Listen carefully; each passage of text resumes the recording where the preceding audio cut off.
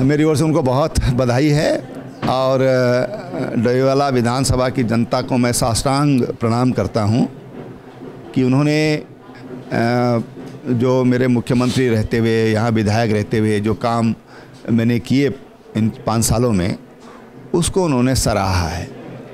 और ब्रजभूषण शरण गरला जी को मैं समझता हूँ कि राज्य की सबसे बड़ी जीत ये डोईवाला विधानसभा की होगी। लगभग 30,000 के करीब वोटों से जो हमारे प्रत्याशी हैं ब्रजभूषण गरला जी, वो जीत रहे हैं। तो मैं डोईवाला की जनता को बहुत बधाई देता हूं और तमाम उन शुभचिंतकों को भी बधाई देता हूं कि जिन्होंने पूरे प्रदेश से पूरे चुनाव में वो चिंता करते रहे कि डोईवाला में क्या हो रहा है, और उन्होंने डोईवाला में जो कुछ भी वो सहयोग कर सकते थे वो सहयोग जिन्होंने किया है, जिन्होंने अपनी शुभकामनाएँ सदैव डोईवाला के लिए रखी हैं, उनका भी मैं धन्यवाद करता हूँ। इस बार मिथक टूट रहा है, दोबारा बीजेपी आ रही है सत्ता पर, क्या कहेंगे, वो भी बहुमत के साथ?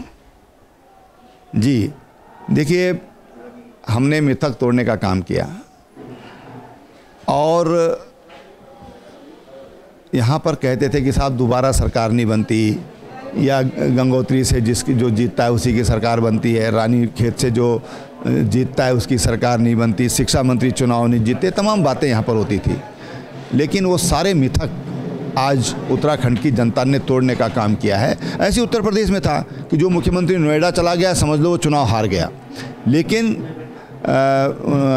उत्तर प्रदेश में योगी जी न जाने कितनी बार और नोएडा गए और आज प्रचंड बहुमत के साथ फिर जीत कर आ रहे हैं। तो मेरा ये मानना है कि ये जो मिथक हैं, ये एक बहाना बनाया जाता है, ढूंढा जाता है कि भाई हम क्या कहें, और अच्छा काम जनता से जो वायदे किए गए उनको निभाने का काम, जनता के विश्वास पर खरे उतरने का और जन अपेक्षाओं पर काम करने का परिणाम होता है कि तमाम मिथक टूटते हैं। और आज जो मिथक टूटे हैं, जो चाहे उत्तर प्रदेश में रहो चाहे उत्तराखंड में रहे हों, तो मिथक आज तोड़ने का काम किया है अच्छे कामों की वजह से। मुद्दे अलग हो सकते हैं। उत्तर प्रदेश में लॉ एंड ऑर्डर एक बहुत बड़ी चुनौती होती है कि या तो कल्याण सिंह जी का समय याद करते हैं लोग 1991 में, और या योगी जी को याद कर रहे हैं और योगी जी को समर्थन दिया है कि एक बहुत अच्छे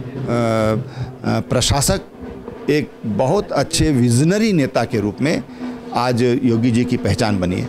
ऐसे ही उत्तराखंड में हमने कहा था कि हम भ्रष्टाचार मुक्त विकास देंगे, तो विकास हमने राज्य की जनता को दिया और रिकॉर्ड डेवलपमेंट किया है, चाहे सड़कों का होगा, चाहे पानी के क्षेत्र में होगा, चाहे स्वास्थ्य के क्षेत्र में होगा, चाहे कोरोना जैसी महामारी में जो काम हुए हैं। माननीय प्रधानमंत्री ने जो गरीब कल्याण अन्न योजना चलाई, इन तमाम कार्यों का ये परिणाम है कि आज उत्तराखंड की जनता ने भारतीय जनता पर फिर अपना विश्वास व्यक्त किया है। लालकोट विधानसभा सीट से कांग्रेस के प्रत्याशी हरीश रावत पिछड़ गए, भाजपा वहाँ भी हरीश रावत जी पिछड़ गए हैं। अब देखिए वहाँ पर क्या मुद्दे थे, क्या विषय थे, लेकिन सच बात यह है कि मतदाताओं ने कांग्रेस को नकारा है। कांग्रेस में मुद्दा विहीन कांग्रेस है, नेतृत्व विहीन है, और जनता जो है वो ताजगी चाहती है, वो बहाव चाहती है, वो तालाब नहीं चाहती, वो नदी में नहाना चाहती है। तो भारतीय जनता पार्टी गंगा की तरह है, निर्मल है, पवित्र है, प्रवाहमान है, और इसलिए भारतीय जनता पार्टी में लोगों ने विश्वास व्यक्त किया है। हरीश रावत जी या तमाम कांग्रेस के नेता चुनाव हारे हैं, तो मैं समझता हूँ यही उसका बड़ा कारण है। अच्छा, 5 राज्यों में से 4 राज्यों में बीजेपी का जादू दिख रहा है और खुशियों की जो होली आप भी खेल रहे हैं, आप पे क्या कहेंगे? देखिए, हमारे नेतृत्व ने पहले ही कहा था कि 4 राज्यों में भारतीय जनता पार्टी चुनाव जीत रही है। जब अंतिम मतदान हुआ और चुनाव प्रचार थमा जब 5 तारीख को, तो अगर आपको ध्यान होगा तो अमित भाई साहब और हमारे राष्ट्रीय अध्यक्ष जी जेपी नड्डा जी की एक प्रेस कॉन्फ्रेंस हुई और उन्होंने कहा कि हम 4 राज्यों में पूर्ण बहुमत की सरकार बना रहे हैं। तो भारतीय जनता पार्टी ने इन राज्यों में जो काम किया है उसका परिणाम है कि आज ये बढ़त भारतीय जनता पार्टी को इन राज्यों में मिली और भारतीय जनता पार्टी फिर सरकार बना रही है।